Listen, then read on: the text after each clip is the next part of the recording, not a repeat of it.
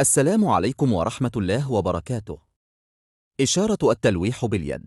الحلقة 14 من برنامج رامز ليفل الوحش تأتي هذه المرة مع ضيفنا المتوقع عصام صاصة، الذي سيواجه أصعب وأغرب المقالب في الموسم الحالي. هذه الحلقة تعد من أكثر الحلقات تشويقا وإثارة، حيث يمتزج الرعب بالكوميديا بطريقة رائعة تجعل المشاهدين على حافة مقاعدهم طوال ساعتين من الأحداث المشوقة. مع بداية الحلقة يظهر رامز جلال على الشاشة بابتسامة مليئة بالغموض، مرحبا بالمشاهدين والجمهور، ومشيرا إلى أن هذه الحلقة ستكون مختلفة عن كل الحلقات السابقة.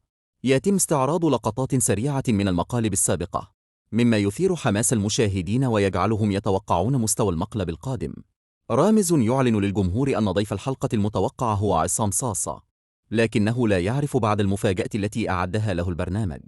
موسيقى مرعبة وحماسية تملأ الجو، بينما يظهر تتر افتتاحي قصير يعكس أجواء الإثارة والتشويق بطريقة مشوقة للغاية.